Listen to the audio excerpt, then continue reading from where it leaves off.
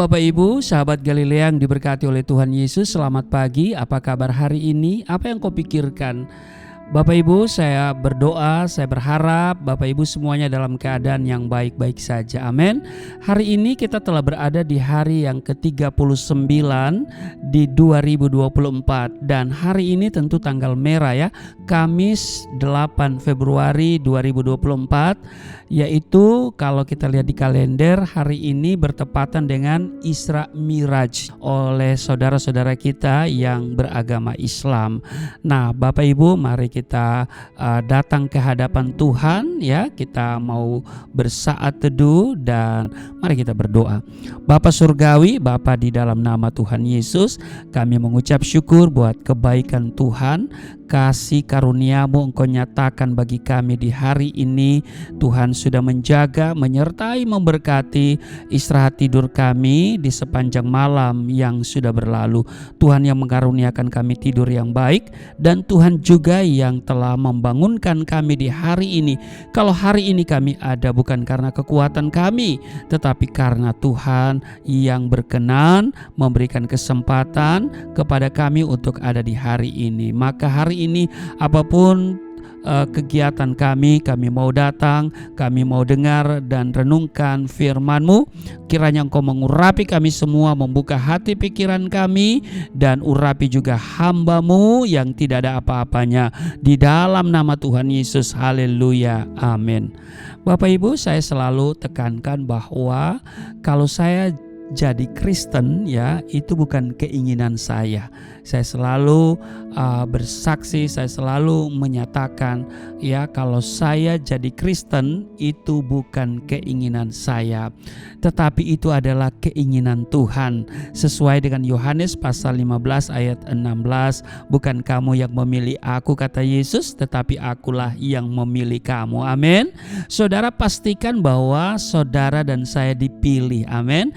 Kalau kita dipilih berarti kita ada di hatinya Tuhan, ada di pikirannya Tuhan. Amin. Dan karena itu saudara, ini menjadi kebanggaan saya. Saya tidak pernah punya keinginan untuk jadi Kristen. Nauzubillah min zalik ya. Jangankan jadi Kristen, bergaul dengan orang Kristen saya tidak suka. Sebab bagi saya ya, kekristenan itu orang yang tidak pernah komitmen dengan Tuhan.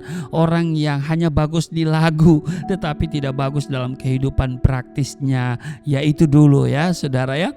Tetapi hari ini saya percaya Bapak Ibu, apalagi yang senantiasa setia mengikuti tayangan sahabat Galilea ini, pasti menjadi orang-orang Kristen yang militan ya, yang senantiasa menyenangkan hati Tuhan. Jadi sekali lagi bahwa ada 4 alasan kenapa saya jadi Kristen. Yang pertama, bukan keinginan saya. Yang kedua, ya saya menemukan hidayah. Ya, apa itu hidayah, Pak Pendeta? Ya, hidayah itu petunjuk ya. Petunjuknya di mana ya? Saya menemukan itu di dalam petunjuknya yaitu di dalam salah satunya Yohanes pasalnya yang ke-14 ayatnya yang ke-6.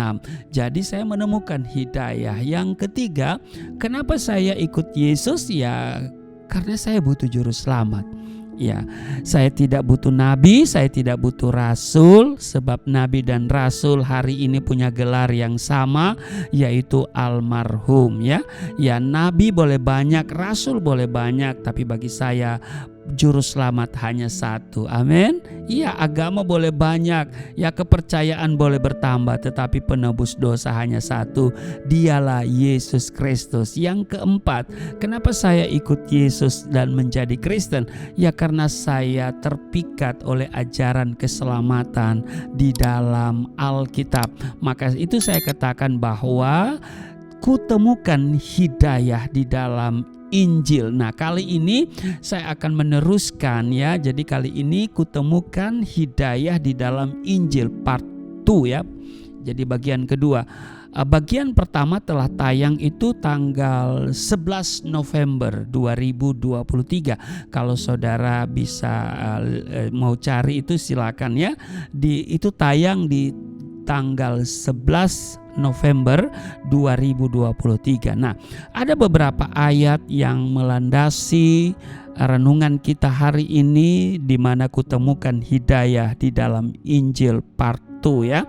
Yang pertama Yohanes pasal 5 ayat 24. Ini yang saya temukan waktu saya membaca Injil ya. Aku berkata kepadamu, sesungguhnya barang siapa mendengar perkataanku dan percaya kepada Dia yang mengutus aku, ia mempunyai hidup yang kekal dan tidak turut dihukum, sebab ia sudah pindah dari dalam maut ke dalam hidup. Itu yang pertama. Yang kedua, di Yohanes pasal 10 ayat 9, ini hidayah ya. Makanya saya katakan kutemukan hidayah di dalam Injil ya. Ini part 2 ya, bagian kedua. Nah, kita lihat di Yohanes pasalnya yang ke-10 ayat 9 ya, dikatakan, akulah pintu, barang siapa masuk melalui aku, ia akan selamat dan ia akan masuk keluar dan menemukan padang rumput. Itu yang kedua. Yang ketiga, Yohanes pasal 10 ayat 28, dan aku memberikan hidup yang kekal kepada mereka dan mereka pasti tidak akan binasa sampai selama-lamanya, dan seorang pun tidak akan merebut mereka dari tanganku. Kemudian Yohanes 14 ayat 6, akulah jalan dan kebenaran dan hidup. Tidak ada seorang pun yang datang kepada Bapa kalau tidak melalui aku. Demikian kata Yesus. Dan kemudian Kisah Rasul pasal 4 ayatnya yang ke-12, dan keselamatan tidak ada dalam siapapun juga selain di dalam Dia, sebab di bawah kolong langit ini tidak ada nama lain yang diberikan kepada manusia yang olehnya kita dapat diselamatkan.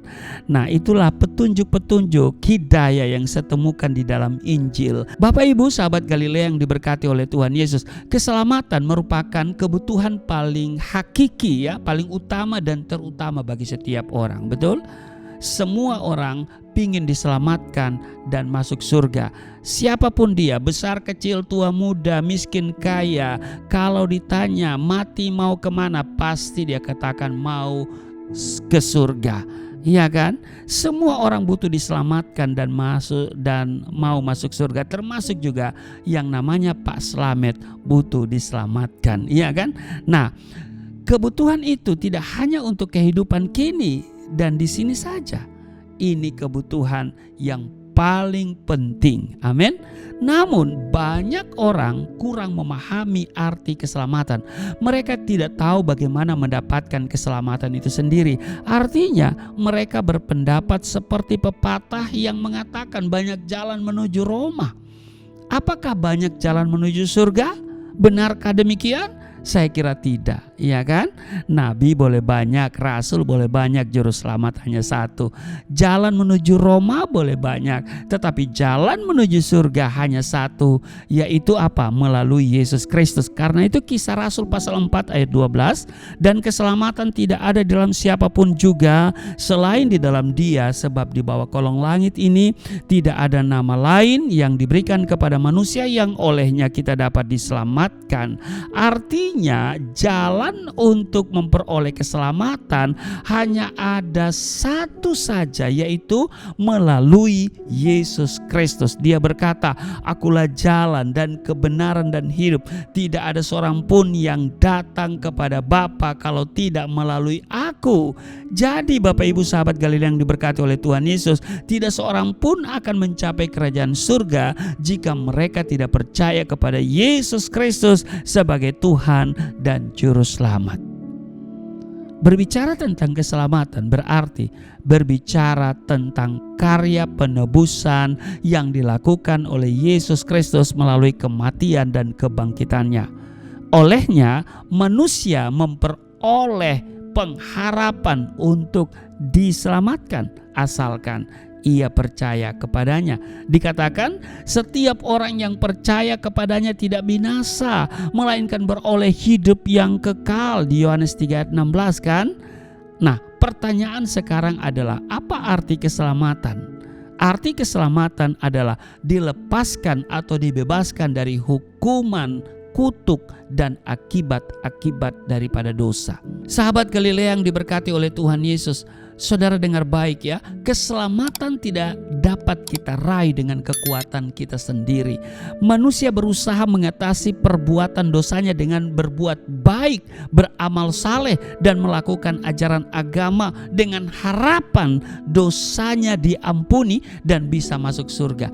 Saudara, perbuatan baik saja tidak bisa menebus dosa-dosa kita dan dijadikan ukuran untuk mendapatkan keselamatan. Artinya, manusia tidak dapat memperoleh keselamatan melalui usahanya sendiri.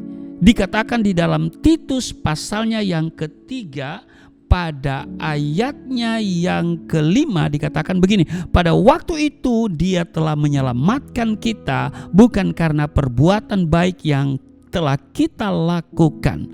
Bapak Ibu, sangat benar bahwa keselamatan yang kita terima itu bukan karena perbuatan baik kita, bukan karena kita benar, bukan juga karena kita dipandang layak, tetapi dengar baik, semata-mata karena anugerah Allah. Seperti firman Tuhan katakan, keselamatan harus dikerjakan dengan takut dan gentar. Artinya, kalau saat ini kita sudah menerima keselamatan, maka kita harus bertanggung jawab untuk menjaganya, yaitu dengan hidup melakukan kehendak Allah Bapa di surga. Amin. Ya, menerima keselamatan berarti kita juga menerima tanggung jawab. Amin. Kita menerima tanggung jawab. Tanggung jawab kita adalah menjaga seluruh hidup kita supaya tetap hidup dalam kesucian, dalam kekudusan dan kebenaran Allah, supaya selalu berkenan kepada Allah. Amin. Nah, dengan menerima keselamatan maka kita tidak boleh lagi hidup seperti cara hidup yang lama, yaitu hidup dalam dosa. Sebab orang yang menerima keselamatan tidak boleh lagi berbuat dosa. Menerima keselamatan di dalam Yesus Kristus artinya kita telah menerima kehidupan yang baru. Kita harus meninggalkan cara hidup yang lama karena di dalam Kristus kita dilahirkan kembali. Amin. Orang yang telah menerima anugerah keselamatan namun masih tetap hidup dalam dosa sama dengan orang yang tidak tahu menghargai anugerah keselamatan yang telah dikerjakan oleh Tuhan Yesus Kristus 2024 tahun yang lalu.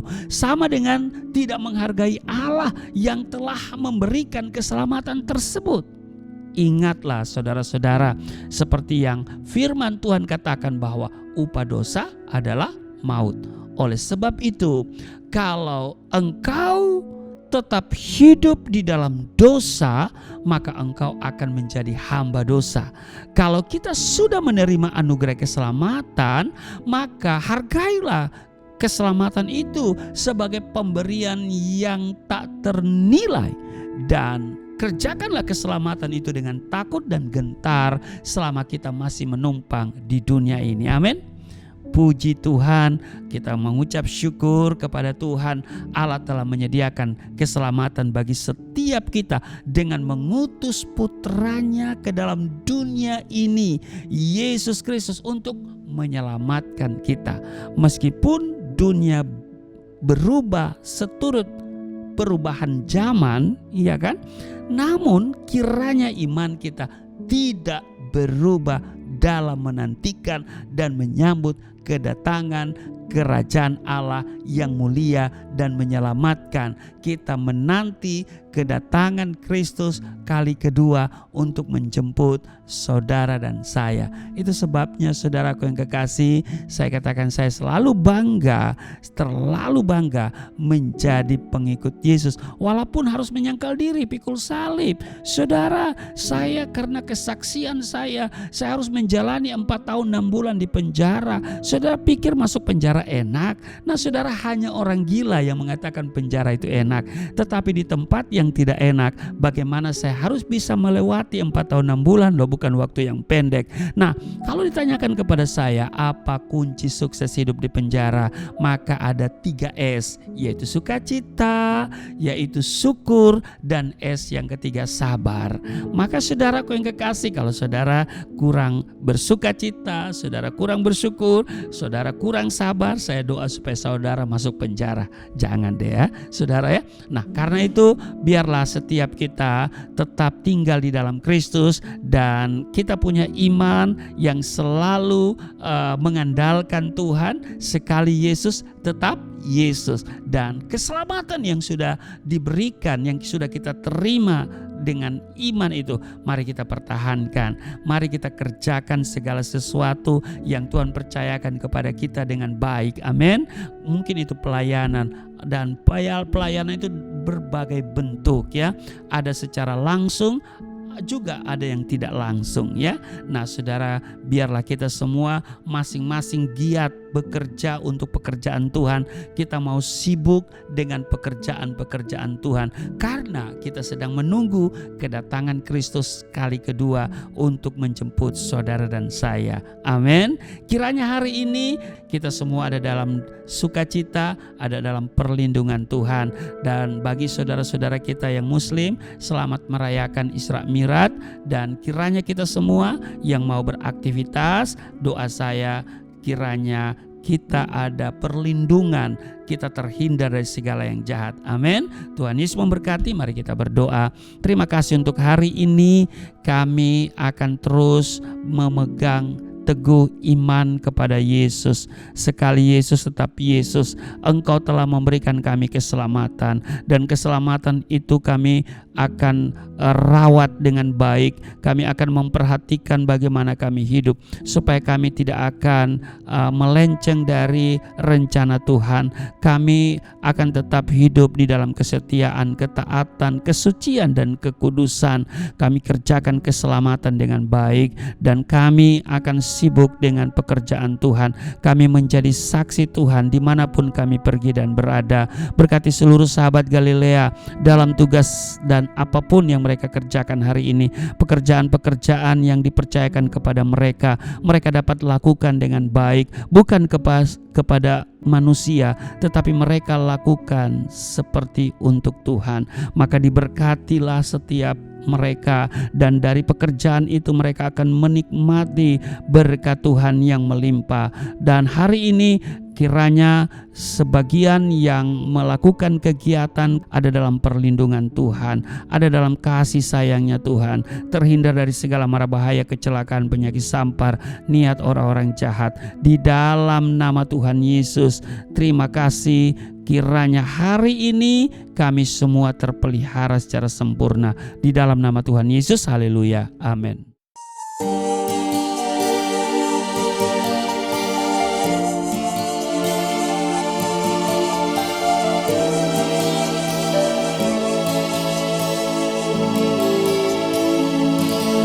Bapa kami yang di surga,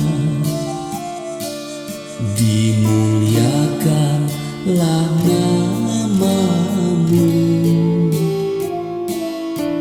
Datanglah kerajaan, jadilah kehendak-Mu di bumi seperti di surga.